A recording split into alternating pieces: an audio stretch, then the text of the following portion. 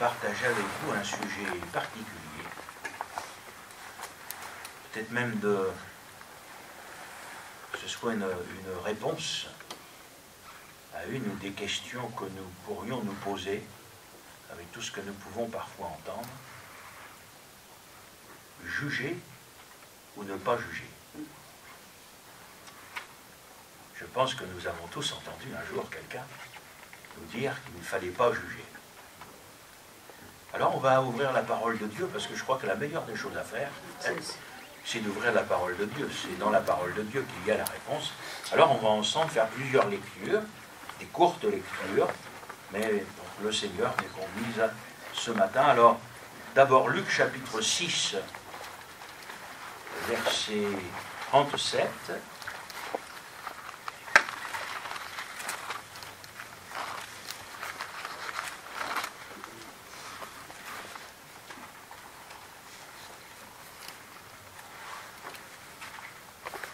Ne jugez point, et vous ne serez point jugés.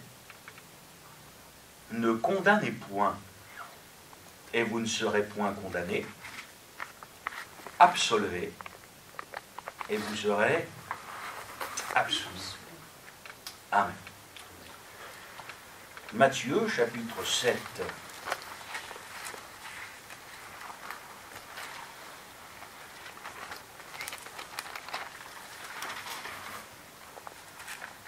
Je me suis trompé dans ma référence. Parce que j'ai écrit Matthieu 7, 32. Et il n'y a que 29 versets. Verset 1. Pardon? Verset 1. Verset 1er. Voilà, c'est ça. Ne jugez point, afin que vous ne soyez point jugés, car on vous jugera du jugement dont vous jugez, et on vous mesurera avec la mesure dont vous mesurez. Pourquoi vois-tu la paille qui est dans l'œil de ton frère? N'aperçois-tu pas la poutre qui est dans ton œil? Jean, chapitre 7, verset 24.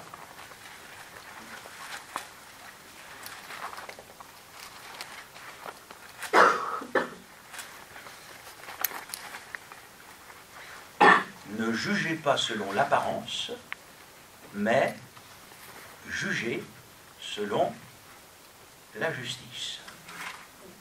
Et puis encore dans la première lettre aux Corinthiens, au chapitre 2, au verset 15,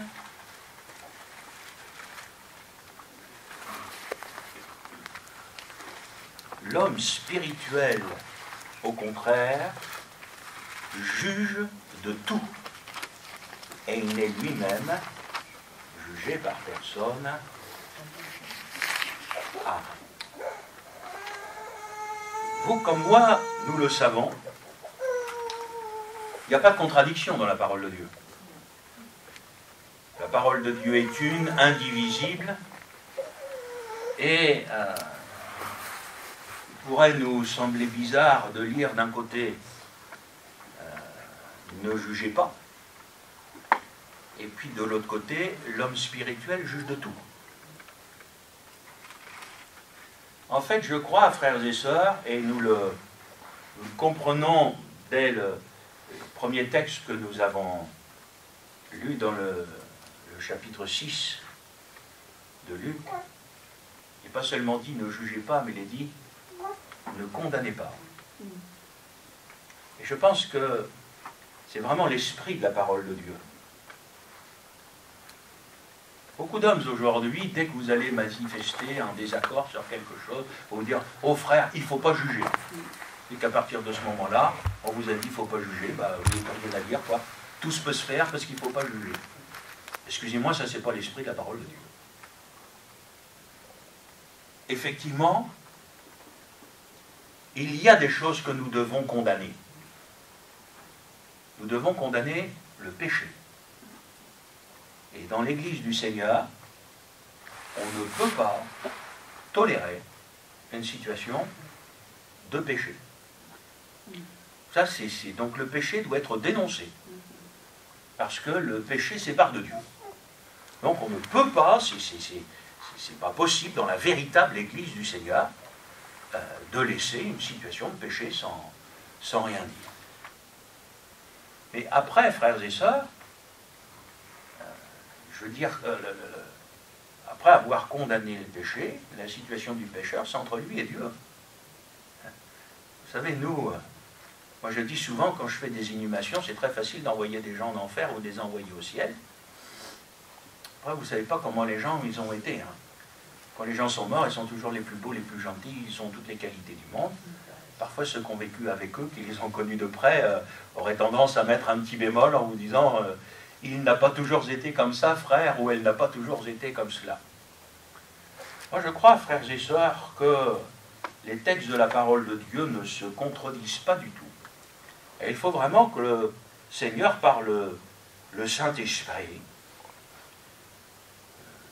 nous laisse encore être interpellés par la parole de Dieu.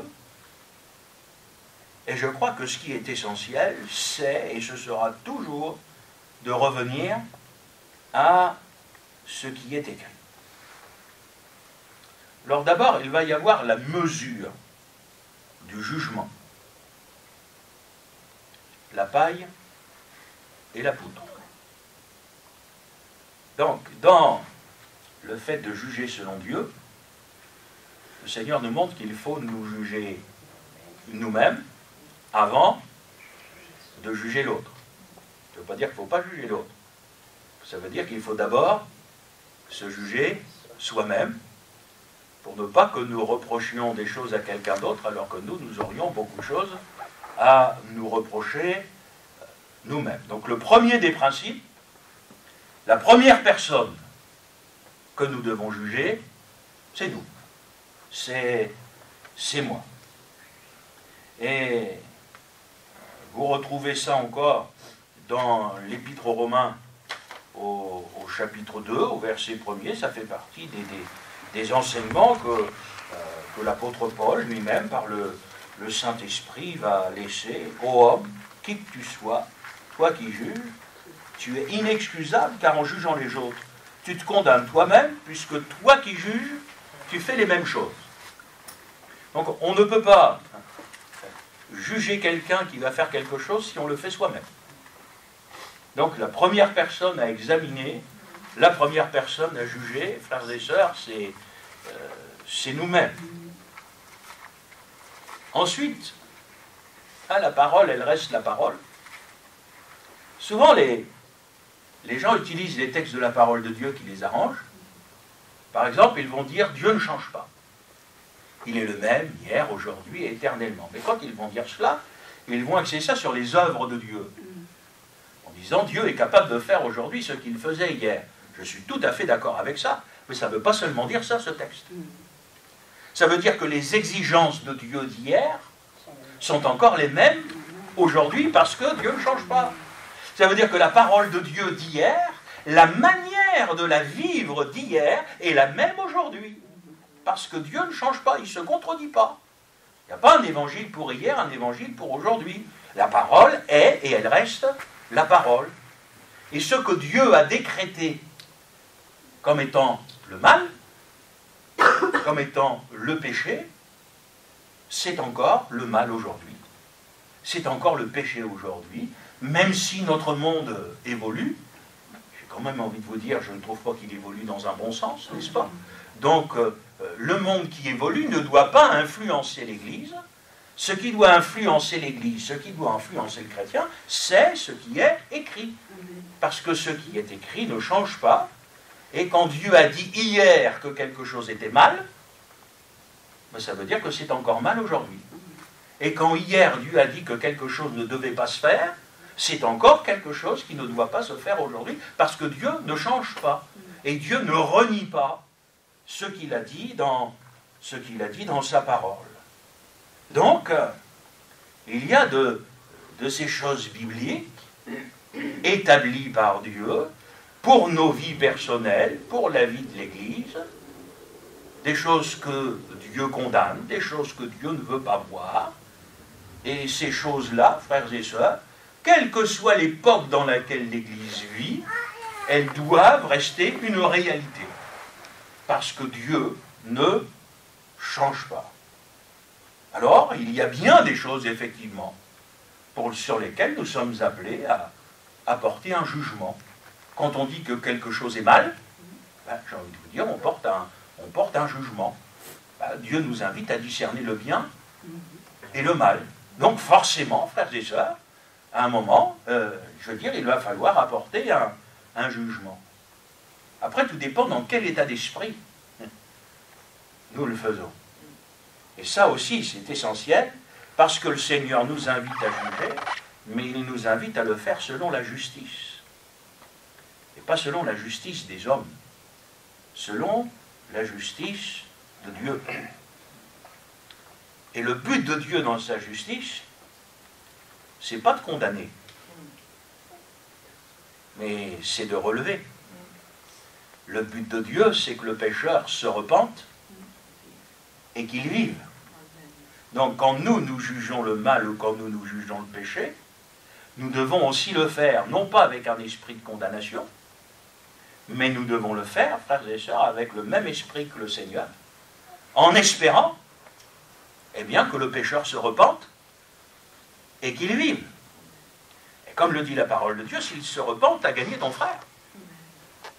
Tu as gagné ton frère. Donc il y a bien un jugement, mais il y a une mentalité dans le jugement. Vous avez une mentalité de coupeur de tête. Ça, ce n'est pas la mentalité du Seigneur. La mentalité du Seigneur, c'est que celui qui a été pris en défaut, celle qui a été pris en défaut, celui ou celle qui a péché, qui a fait mal, eh bien, on ne peut pas faire comme s'il n'avait rien fait, comme s'il n'avait rien dit. Le péché, il faut le dénoncer, mais avec le but, eh bien, c'est que celui qui a péché se repente et qu'il revienne dans les voies du Seigneur. Paul dira aux Éphésiens, je cite des textes, on les connaît tous, frères et sœurs, ne prenez pas part aux œuvres infructueuses des ténèbres, mais plutôt condamnez-les. Donc il y a des choses, frères et sœurs, qui viennent des ténèbres, des choses qui viennent du mal, des choses que nous ne pouvons accepter, des choses qu'il nous faut condamner. Je voudrais, si vous voulez bien, que nous refassions encore quelques lectures dans les Corinthiens. 1 Corinthiens au chapitre 6.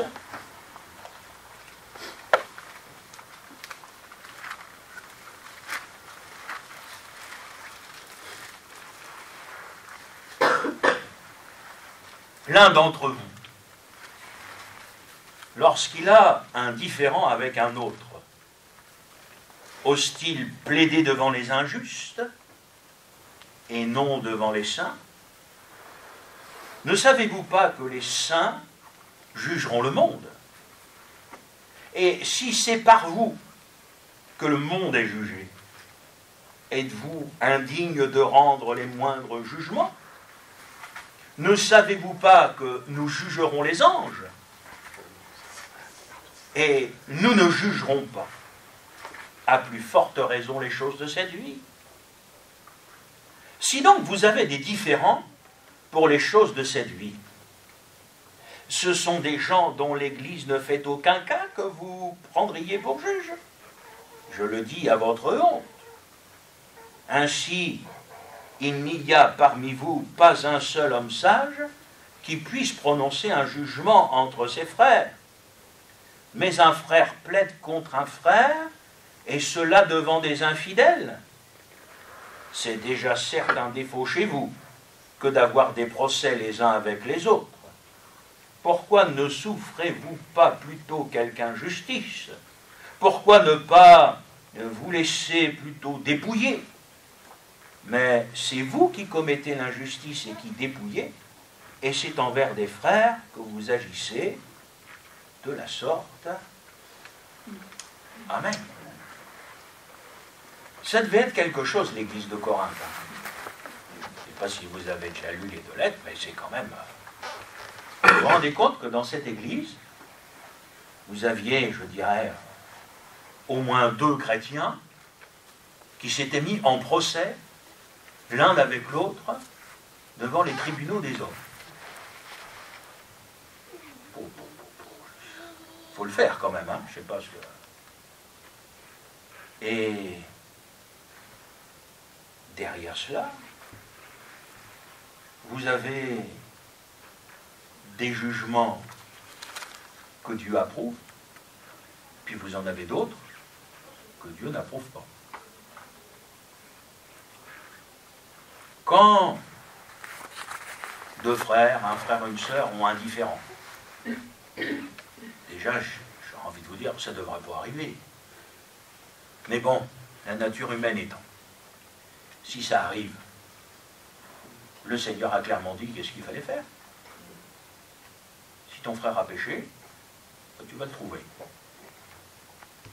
D'abord, entre toi et lui seul. Vous savez, moi qui connais bien les églises, c'est toujours facile de parler par derrière.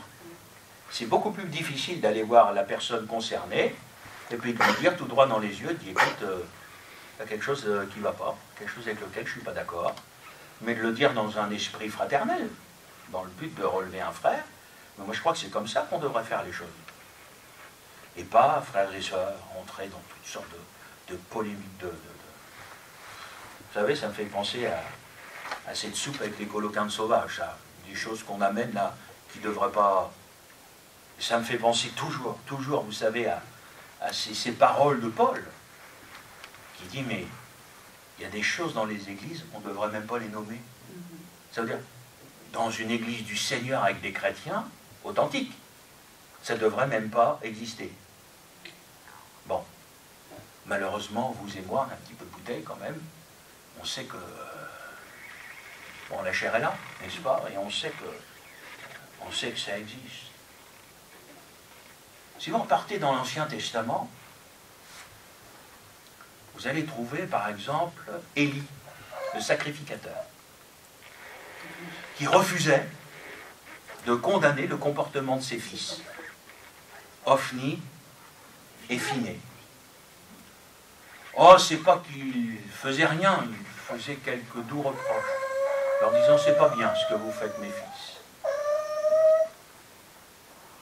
Vous savez, frères et sœurs,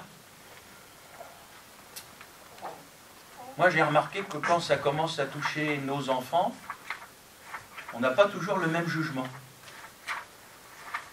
Quand il s'agit de l'Église, quand il s'agit des autres, etc., on est capable d'avoir des positions très réglées. On est capable d'apprécier d'avoir un pasteur qui dise les choses. Ah, c'est bien d'avoir un pasteur comme ça, etc. Et puis un jour, ce pasteur, c'est à notre propre enfant qui va dire quelque chose. Et là, j'ai remarqué que ce n'était pas toujours la même musique.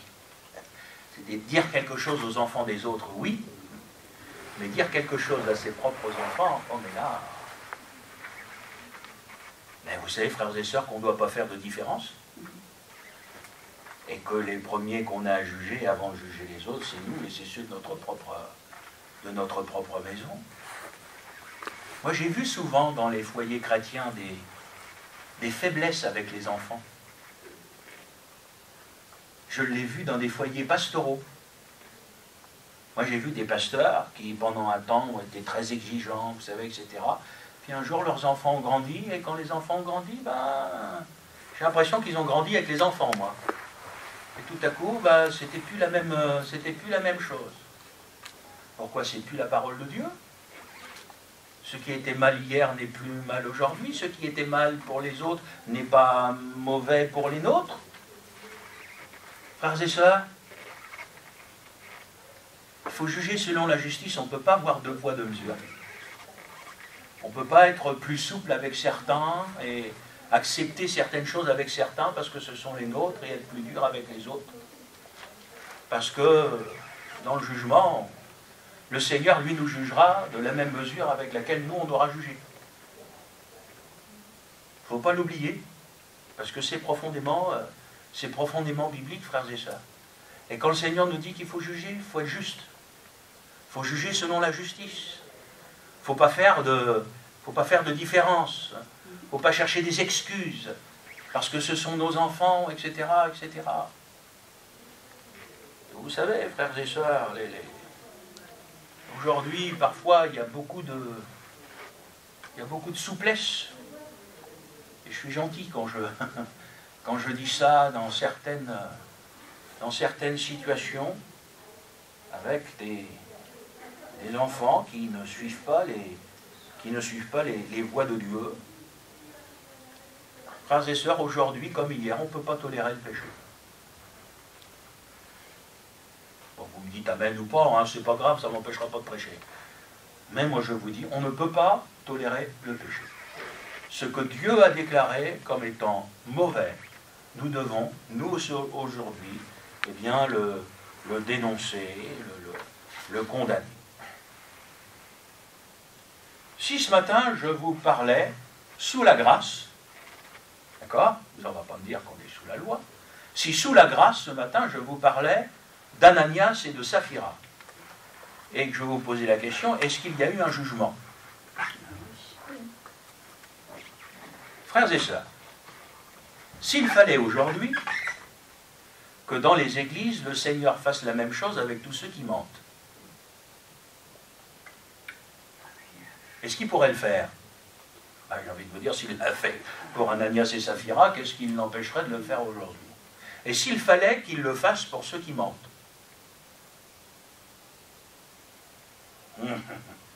Qu'est-ce que vous en pensez?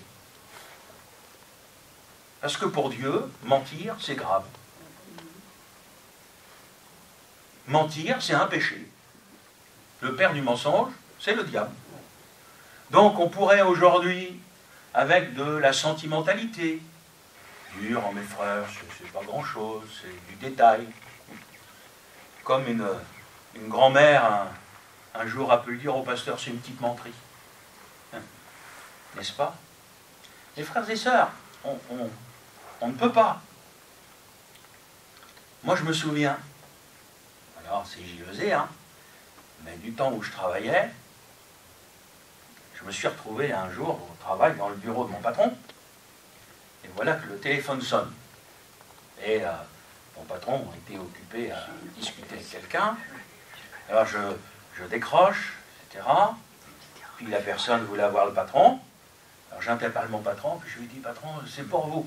Il dit, dites que je ne suis pas là. Alors je lui ai donné le téléphone, puis j'ai dit, bah, dites-lui vous-même. Parce que si j'avais dit à la personne, il n'est pas là, j'aurais menti.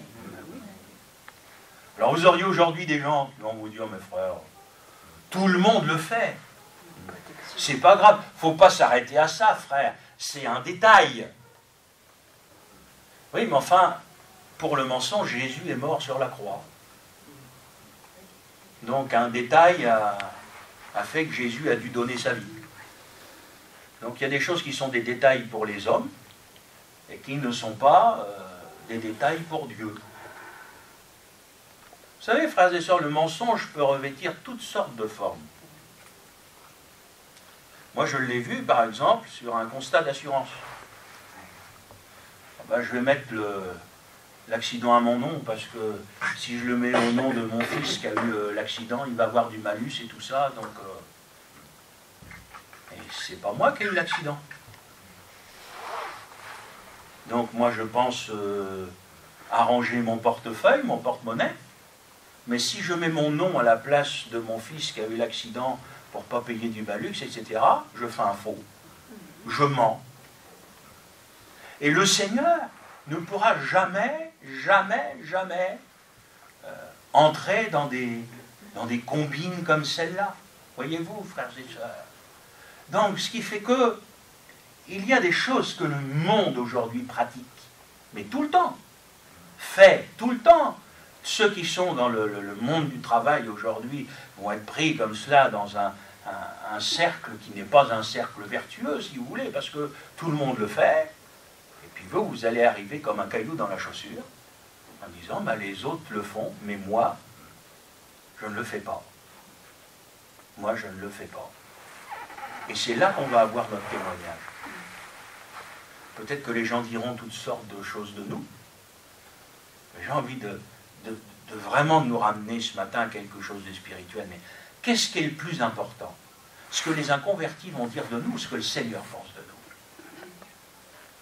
Moi, je crains que parfois, dans la vie de certains chrétiens, la vie des inconvertis soit plus importante que la vie du Seigneur. Ou pour avoir la paix, on va coucher les pouces, on va rien. Et vous savez, parfois, frères et sœurs, que rien dire, c'est coupable. Et reprenez l'exemple d'Élie le sacrificateur. Ses fils faisaient le mal, puis quelque part, il disait rien. Il laissait faire, et le Seigneur va lui approcher. Il va lui dire, mais d'où est-ce que ça vient que tu honores tes fils, tes enfants, plus que moi? Donc, voyez-vous, frères et sœurs, quand ça touche à la chair, quand ça touche aux enfants, c'est pas d'aujourd'hui. Élie, le sacrificateur, a vu la même chose. Quand vous reprenez, parce que c'est tellement riche d'enseignements, les lettres de Paul à l'église de Corinthe. Mais vous avez un tableau, frères et sœurs, de ce que le Seigneur ne veut pas voir dans son église, que l'on doit voir. Quelque part, j'en veux vous dire qu'on doit juger pour que ça sorte.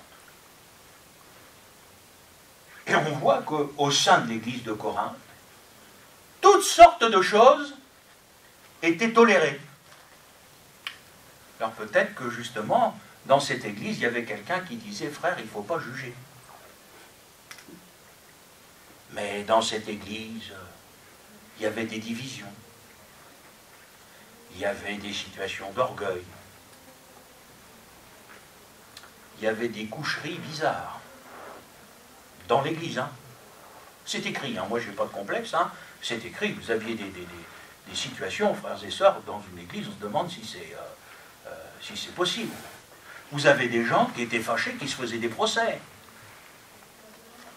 Je dis, Seigneur, et quelque part, j'ai envie de vous dire, Paul juge.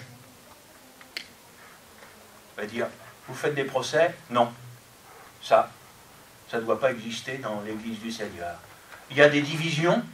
Non, non. Ça ne doit pas exister dans l'église du Seigneur. Et j'ai envie de vous dire, frères et sœurs, aujourd'hui, osez dire qu'il y a des choses qui ne doivent pas exister dans l'église du Seigneur, c'est être biblique. C'est être biblique. Parce que se taire et ne rien dire, c'est coupable. C'est coupable. Parce que le Seigneur nous demande, alors certainement que derrière, on va entendre toutes sortes de choses. Mais moi j'ai envie de vous dire, ce qu'on doit entendre, c'est ce qui est écrit. C'est pas s'arrêter aux hommes qui vont vous parler d'amour. Ils vont sortir un texte, oh mes frères, l'amour pardonne tout, l'amour excuse tout, et frères, faut pas juger, et l'Église devient un grand n'importe quoi. L'Église, elle est basée sur ce qui est écrit.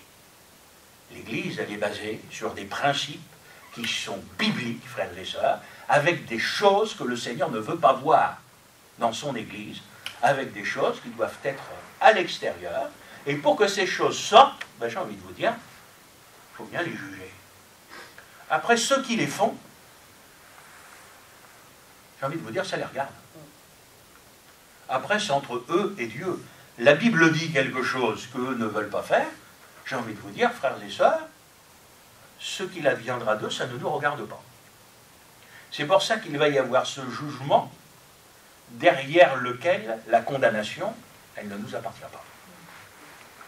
Nous, ce qui nous appartient, frères et sœurs, c'est de ne pas nourrir derrière certaines situations des sentiments qui ne glorifieraient pas le Seigneur. Et derrière ces choses, nous devons vivre du pardon. Pas toujours, oui, je vous le dis, c'est pas toujours facile, mais il faut le faire. Derrière les choses, ben je dis, ça ne me regarde plus. C'est entre la personne et le Seigneur. Je ne suis pas là pour couper des têtes. Mais ce n'est pas parce qu'on n'est pas là pour couper des têtes qu'il faut appeler le mal bien. Voyez-vous cet équilibre dans la parole de Dieu. Frère, il ne faut pas juger. Eh bien, écoutez, on va lire les 3 premiers chapitres de l'Apocalypse.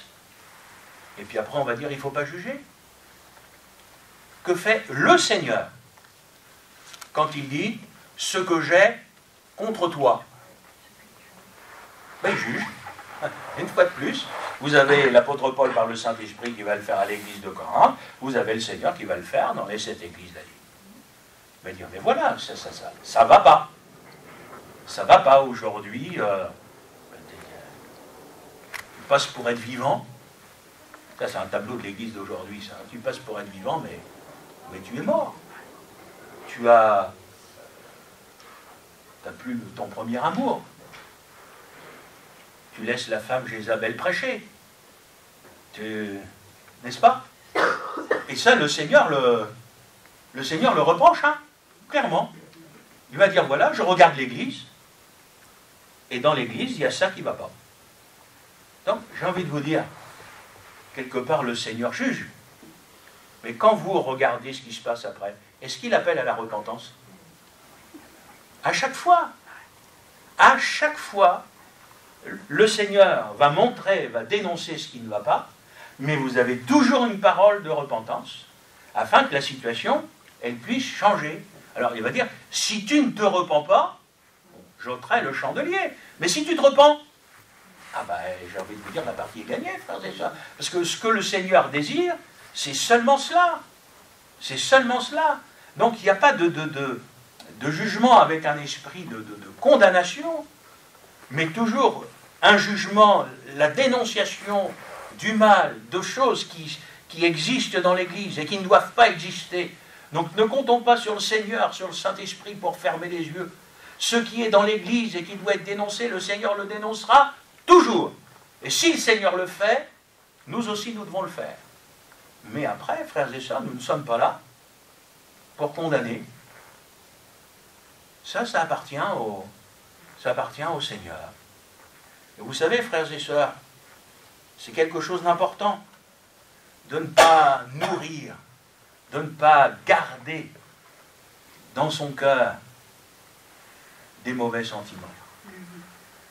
Moi, si je l'avais fait, si je le faisais encore aujourd'hui, je ne pourrais même plus prêcher. Moi, je remets toutes ces choses-là entre les mains du Seigneur. Les gens disent, les gens font, etc. Vous ne pouvez pas les empêcher de dire ou de faire. Mais pour nous, d'être vrai devant Dieu, d'être clair devant lui, en disant, Seigneur, dans mon cœur, moi, je n'ai pas de ressentiment. Il faut pouvoir le dire, hein. Seigneur, j'en veux à personne. Certains m'ont fait du mal. Oui. À l'image de la parole de Dieu, je pardonne. Certains ont dit du mal de moi. Seigneur, à l'image de la parole de Dieu, je pardonne. Certains ont dit des choses fausses contre moi. Seigneur, je pardonne. Mais derrière, il y a des choses qui doivent quand même sortir. Ne pas nourrir. Et ça, voyez-vous, frères et sœurs, là on touche le spirituel vraiment. Parce qu'autrement, j'ai envie de vous dire, on va juger l'autre et nous, on ne va pas faire mieux. N'est-ce pas? Et ça, le Seigneur, c'est quelque chose qu'il ne désire pas. Alors oui, dans l'Apocalypse, Jésus va dénoncer les fausses doctrines. Aujourd'hui, vous en avez à l'appel, hein? Là, vous en avez eu pendant le week-end de Pâques, là. Ouais. Vous ne savez pas ce que prêchent les gens, mais dans l'agglomération, là. Ils vont dire, vous rendez-vous compte? La première personne qu'a rencontré Jésus après la résurrection, c'était une femme. Et ils utilisent ce texte-là pour dire, on peut faire prêcher les femmes.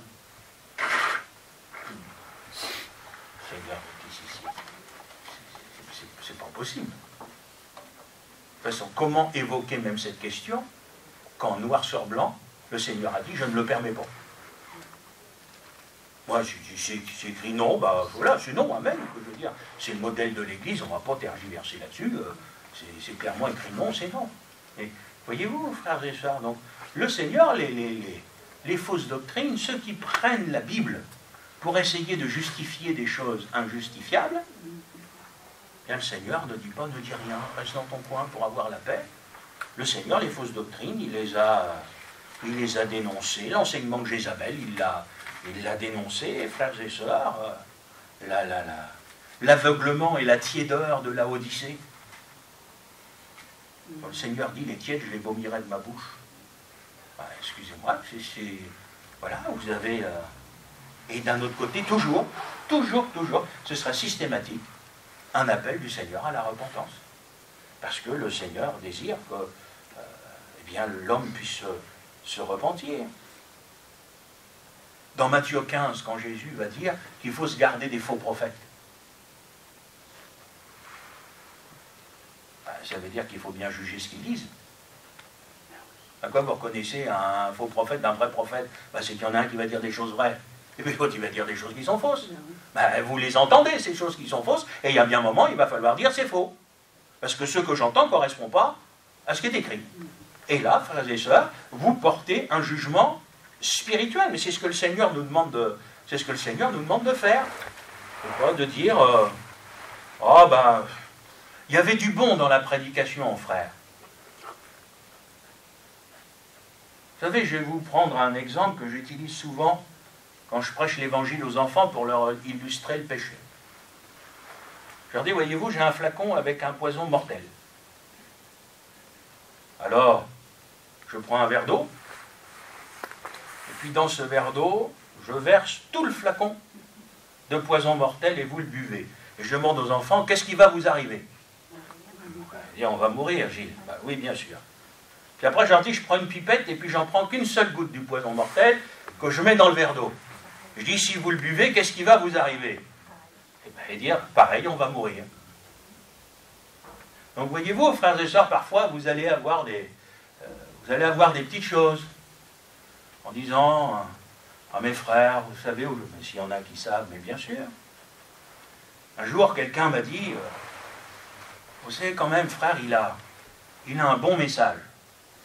Alors un jour, j'ai apporté une prédication pour dire, c'est quoi un bon message?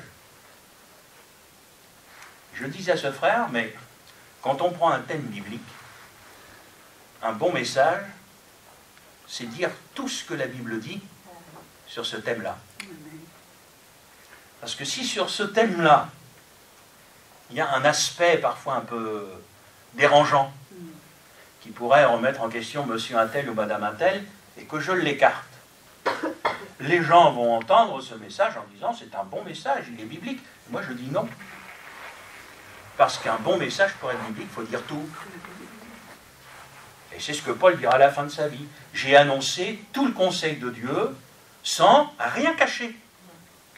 Or, frères et sœurs, quand on prêche la parole de Dieu, on ne peut pas prêcher que certains aspects qui vont faire que les chrétiens vont être contents en partant du culte parce qu'ils n'auront pas trop été remis en question. Voyez-vous, le pasteur c'est bien, on a eu un bon message, etc. etc. Mais j'ai envie de vous dire, frères et sœurs, un bon message, c'est un message qui dit tout. On ne peut pas cacher parfois un aspect, une partie de la parole. Moi, le problème qui se passe aujourd'hui, c'est que vous avez une foule de gens qui ne connaissent plus leur Bible. Ah, mais moi je vous dis les choses, hein. Vous avez une foule de gens qui ne connaissent plus leur Bible. C'est pourquoi ils ne la lisent plus, parce qu'ils ne la lisent pas. C'est pour ça qu'ils ne connaissent pas. Donc, on prêche des choses, et c'est tout comme si tout venait du Seigneur. Les habitants de Béret, quand on leur prêchait, ils examinaient si ce qu'on leur disait était conforme à ce qui était écrit, parce que leur Bible, ils la connaissaient. Donc, ils n'allaient pas gober n'importe quoi. Tout pasteur qui allait venir n'allait pas leur prêcher n'importe quoi. Vous aviez des gens qui se seraient levés en disant « ça, c'est pas ça qui est écrit dans ma Bible. Hein. » Ou alors, ils auraient pu dire « vous n'avez pas tout dit. » Parce que la Bible, elle dit ça, et ça, vous ne l'avez pas dit. Mais quand vous avez des gens qui ne connaissent plus leur Bible, qui connaissent que la guitare et tout ce que vous voulez, etc., ils gobent n'importe quoi. C'est pourquoi moi j'ai eu un privilège, je crois que j'ai dû aller à l'école du dimanche, j'avais 2 ans et demi. Mais dans l'église, moi, c'est un privilège. Mais bon, ça remonte à quelques années, je vous le concède maintenant. On m'a appris tout petit à chanter « Lis ta Bible et prie chaque jour ». Vous savez ce que je prêche aujourd'hui aux chrétiens, parfois qui ont 50 ans et plus de conversion? Mon frère, lis ta Bible et prie chaque jour. Parce que le secret, il est là. On ne va pas aller prêcher autre chose, frères et sœurs. Le secret, il est là. Alors oui, la Bible nous dit bien qu'il faut juger l'arbre à son fruit. La Bible dit, à quoi reconnaîtrez-vous les faux prophètes? Il dit, ben, à leurs fruits. Un bon arbre ne peut pas porter de mauvais fruits. Ben voilà. Faut goûter derrière. On ne peut pas se dire chrétien, avoir été baptisé et continuer à vivre comme les inconvertis. Ben si, ça existe, mais je veux dire, bibliquement parlant, c'est pas possible. Quand on est né de nouveau, on est né de nouveau. On marche en nouveauté de vie. Ça ne veut pas dire qu'on est parfait, on est d'accord. Mais quand même, maintenant, la vie, elle est marquée par la conversion, elle est marquée par le Seigneur, elle est marquée par la parole de Dieu. Donc on reconnaît bien quelqu'un qui s'est converti au fruit, le fruit de la repentance. Frères et sœurs, vous qui connaissez certainement un peu votre Bible, vous l'avez déjà lu dans votre Bible ou pas, ça? Bon, alors le fruit de la repentance, ben, c'est un fruit, ça doit se voir, ça doit se goûter. Et frères et sœurs, c'est pas le dimanche matin qu'on voit ça. Hein. C'est quand on n'est pas à l'église. C'est dans la semaine, c'est au travail, c'est dans les couples. Moi, je sais pas, moi. Un couple chrétien, ça ne peut pas vivre comme un couple d'inconvertis. Ça ne peut pas se parler comme un couple d'inconvertis. Ça ne peut pas s'aimer comme s'aiment des inconvertis. Puisqu'il vit à l'image de Jésus, l'époux, et la femme, qui est l'image de l'Église, l'épouse. Ce mystère est grand, dira Paul. Et c'est comme ça que ça doit vivre. Alors, moi je suis très embêtant, parce que j'ai été toujours un prédicateur très simple, mais alors très terre à terre. Et m'adressant aux chrétiens, je dis, mais ça se passe comment, mon frère avec votre femme, ma soeur avec votre mari, quand vous êtes à la maison? Comment vous vous parlez? C'est des mots d'amour ou... Des mots d'amour, mais sans la majuscule, quoi. C'est là qu'on va voir un couple chrétien. Qu'est-ce que vous en dites, frères et sœurs? Oui ou non? Non, non, mais il faut... Et c'est moi, c'est dans mes relations avec les autres, etc. Donc, on ne peut pas prêcher des choses, on ne peut pas dire amen à des choses, etc. Puis en fin de compte, dans la réalité, ne pas les vivre. Donc, quand le fruit n'est pas le fruit attendu, j'ai envie de vous dire, le problème, il ne vient pas du fruit. Il vient de l'arbre. N'est-ce pas? Donc, il y a un problème avec l'arbre. Ouais. Alors, frères et sœurs, oui, il y a des choses que l'on ne doit pas juger. L'apôtre Paul le dit. Comme par exemple certains qui s'abstiennent de certains aliments et d'autres pas. Une fois encore, je vais être très clair. Vous avez des chrétiens qui se sentent libres de manger du boudin noir, puis vous en avez d'autres qui ne se sentent pas libres de manger du boudin noir. Ben moi j'ai envie de vous dire que celui qui ne se sent pas libre de manger du boudin noir n'en mange pas, et que celui qui se sent libre d'en manger en mange. Parce que ce qui nous souille, c'est pas ce qui rentre, c'est ce qui sort. C'est écrit qu'on doit manger de tout ce qui se trouve sur le marché. Donc, si toi, mais c'est biblique, c'est écrit, si toi, pour un motif de conscience, tu peux, frère, t'abstenir de manger du sang, parce qu'à la fin du livre des Actes, il a été dit, mais il faut comprendre pourquoi ça a été dit. Vous étiez dans l'église naissante, dans laquelle vous aviez une partie de juifs qui mangeaient cachère, et dans laquelle vous aviez une partie de païens qui se sont convertis. Alors les juifs, ils continuaient à manger cachère, et puis les païens, ils continuaient à manger normalement. Puis oh là là, les juifs, ils étaient choqués, parce que les autres ne mangeaient pas comme eux. Et c'est l'église du Seigneur. Les apôtres se sont dit, on fait quoi? C'était pas simple comme situation. Alors ils ont prié. Ils ont prié. Et puis c'est le Seigneur, par le Saint-Esprit, qui leur a donné la réponse. Ils ont écouté, dites aux païens seulement de s'abstenir du sang, des animaux étouffés, etc. Mais frères et sœurs, j'ai quand même envie de vous dire, on n'est plus du tout dans la même configuration aujourd'hui. Donc, ne jugez pas quelqu'un pour un aliment. Et si un jour je sais, alors je vais vous dire de toute façon, moi ça ne m'empêche pas de manger du boudin, mais j'en mange jamais. Comme ça, la situation est ça. Mais moi je ne voudrais pas choquer quelqu'un. Vous savez, moi j'ai fait le tour du monde, pour aller visiter les persécutés. Moi j'ai rencontré beaucoup de missions qui ont à la base un travail fait par les Américains sont tous abstinents. Les chrétiens américains ne boivent pas d'alcool. Tous les anglo-saxons. Ah. Si un jour j'invite un frère comme ça, je ne vais pas mettre une bouteille de vin sur la table, et je ne vais pas mourir ce jour-là, et quand le frère n'est pas là, j'ai aucun complexe, à un moment, je dis bien un moment, parce que c'est loin d'être tous les jours, mais un jour à boire un verre de vin, voyez-vous ce que je veux dire? Mais pour ton frère, là le Seigneur va dire, c'est à toi, c'est pas l'autre, tu ne vas pas le juger en disant, oh il est comme ci, il est comme ça, et toi, non, pour ton frère, tu ne vas pas être une pierre d'achoppement. Ben, si ton frère, pour des motifs de conscience, ne bois pas de vin, ne bois pas d'alcool, ben le jour où tu l'as que chez toi, t'en boiras pas pour pas le choquer, et vice-versa. Ça, c'est du bon jugement. C'est pas absolument vouloir que l'autre fasse comme nous. Parce que vous avez quand même certains textes de la parole de Dieu qui peuvent nous laisser comprendre que certains peuvent ne plus boire. Jésus a bien dit qu'il arrêterait de boire du vin jusqu'au jour où il en boirait du nouveau. Ben, certains se boivent là-dessus en disant bon, on en boira du nouveau quand on sera dans le ciel. Qu'est-ce que vous voulez dire à ça, frères et sœurs? Vous croyez que ça vaut la peine de se prendre la tête avec ça? Vous ne croyez pas qu'il y a plus important aujourd'hui que de rentrer dans des... Moi je vous dis, ça ce sont des débats stériles, ça ne sert à rien. Mon frère, tu ne veux pas boire d'alcool, ben, tu ne bois pas d'alcool, c'est pour la gloire de Dieu que tu le fais. Eh bien, gloire au Seigneur.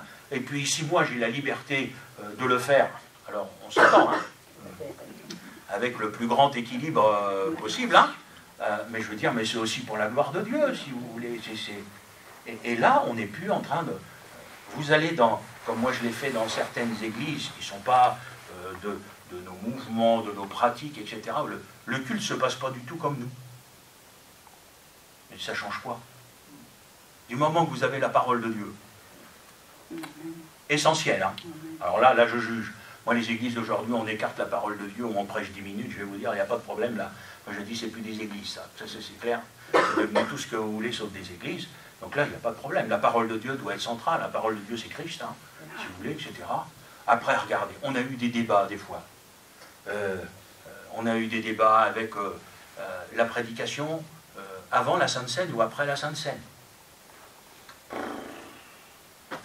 J'ai envie de vous dire, ça change quoi? D'accord? Bah, exactement. Bon, voilà, ça change rien. Vous avez eu de ces débats, frères et sœurs, avec, avec la Sainte Seine. Vous avez des gens qui se sont divisés, etc. Mais moi, très bibliquement parlant, j'aimerais vous dire, le symbole de la Sainte Seine, c'est le pain et le vin. C'est le contenu et pas le contenant. Hein. Parce que si vous allez au contenu, vous allez à Élie. Parce qu'il n'y avait pas que la coupe, il y avait l'assiette, etc., qui restait tout le temps vide. C'était vraiment la Pâque des Juifs. Bon, maintenant, moi, je suis allé dans des églises où on prenait la Sainte Seine dans une coupe commune. Pas de problème, moi je prends la Sainte Seine dans une coupe commune. Il fallait la prendre dans des coupes individuelles, et pas de problème, moi j'apprends dans les coupes individuelles. Et puis que chacun, j'ai envie de voir, il ne faut pas faire de débat là-dessus. Que chacun se sente libre. Moi je n'ai pas à juger l'un ou pour l'autre. Si on le fait, c'est pour la gloire de Dieu. Eh bien faites-le pour la gloire de Dieu, mais pas avec un esprit de jugement, parce que l'autre fait ci, moi je ne le fais pas, etc. Si vous voulez. Quand vous regardez, je vous dis très clairement, bibliquement parlant, l'enseignement c'est ma chair, c'est mon sang. Donc c'est... Parce qu'à ce moment-là, il faudrait peut-être parler du contenant pour le pain aussi. Mais vous voulez bien que je vous donne un exemple pour vous montrer. J'ai un jour une histoire dans une église. L'église dans laquelle j'étais pasteur, le pain était toujours dans une petite assiette, là, voyez-vous. En fin de compte, il était mis dans un linge. Et puis les frères, le pain, ils le recouvraient. C'est une espèce de grand petit drap blanc, là, voilà, ils recouvraient le pain et tout. Bon, voilà. Puis un jour, le frère qui préparait la Sainte Seine, il n'était pas là, il était en vacances, c'est quelqu'un d'autre qui a préparé la Sainte Seine, il n'avait pas refermé le mouchoir sur le pain. Mais oh là, mes amis, qu'est-ce que j'ai pris? J'étais jeune pasteur, pourtant, mais je vous promets, mais qu'est-ce que... Il y a un chrétien qui est venu, mais qu'est-ce que c'est ça? C'est un manque de respect. Moi, quand il m'a sorti des trucs, quand je rentre de l'église, moi je me découvre et tout, là c'est comme ça. Mais j'ai dit, mes frères, mais ça fait combien de temps vous êtes convertis? Alors, je n'explique pas, moi j'étais jeune pasteur, j'étais converti, puis... Enfin, quand je dis converti, j'ai envie de vous dire, il venait à l'église, où il avait été baptisé, la conversion c'est autre chose, depuis plus de 50 ans, je dis, et vous en êtes là? Parce qu'on n'a pas fermé le mouchoir sur le pain, ça va vous gâcher votre culte. Vous savez, aujourd'hui, j'ai pris de l'âge, hein, je vais bientôt avoir 60 ans et tout. Mais à l'époque, j'étais un petit peu vert. J'ai dit, mais vous avez quelque chose qui ne va pas, hein. Comme ça, j'étais, moi, à l'époque, je dis, non, mais on n'en est pas là, quoi, dans des choses comme ça. On est d'accord? Je suis allé en Inde, moi, j'ai bu la Sainte Seine avec de l'eau. Ils n'avaient pas de vin, ils n'avaient même pas de sous pour acheter. J'ai pris la Sainte Seine chez des Américains avec du jus de raisin, parce qu'ils ne veulent pas de vin, etc. Mes frères et sœurs, non, c'est pas du vin. Jésus a dit, c'est du vin. Mais mon frère, ma soeur, c'est... Croyez pas quand même que le pain et le vin, derrière, il faut discerner, c'est quelque chose de spirituellement symbolique. Voilà. Et c'est pour ça qu'il faut amener les choses à un niveau spirituel derrière tout ça. Alors c'est tellement facile parfois de juger, de condamner. Mais j'ai envie de dire, frères et sœurs, c'est chacun qui rendra des comptes pour lui-même. Alors après, même aujourd'hui dans l'Église, alors tout ce qui est péché, tout ça, vous pouvez compter sur moi. Après je dis, ben, écoutez, mais chacun après a aussi ses propres convictions, vit les choses, et moi je respecte absolument chacun. Parce que c'est biblique de ne pas choquer l'autre, de ne pas devenir aveugle non plus. Hein? Si à un moment, à force de ne plus vouloir voir, on ne voit plus. Mais j'ai envie de dire, on voit plus rien. Alors, je vais conclure en disant, c'est un message formidable pour les Normands. Vous savez pourquoi? Parce qu'on juge et on ne juge pas. C'est ça que la parole de Dieu. Il y a des choses, oui, dans un certain état d'esprit, il faut, oui, les juger. Puis il y a d'autres choses, effectivement, il ne faut pas les juger. Et ça, frères et sœurs, vous ne pouvez le comprendre que spirituellement. Parce que derrière, vous avez vraiment quelque chose de spirituel. Alors écoutez, que le Seigneur nous bénisse, que le Seigneur nous aide. Quand la parole de Dieu nous dit d'étendre nos cordages, là aussi il y a un certain état d'esprit. Moi je ne suis pas quelqu'un de très ouvert à la parole de Dieu. Voilà. Mais des nouvelles pratiques, etc. Vous savez, Moïse, il a construit le tabernacle suivant le modèle qu'il avait reçu. À la graffe près. Moi, ça me fait sourire les gens qui nous disent toujours « Ah, frère, ça c'est du détail. » Je dis « Lisez la construction du tabernacle, puis après on va en reparler. » Même une agrafe dans le tabernacle, ça avait une signification spirituelle. Hein. Moïse, il a tout fait à la graffe près, comme le Seigneur lui avait montré. Moi, je dis très simplement, maintenant on se connaît, vous savez, je suis quelqu'un de très simple, j'ai écouté. Arrêtons d'aller chercher ce qui n'est pas écrit, et commençons déjà par mettre en pratique ce qui est écrit, ce sera déjà pas mal.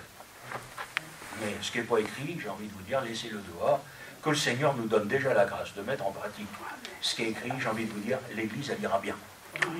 L'Église, elle ira bien. Que le Seigneur vous bénisse.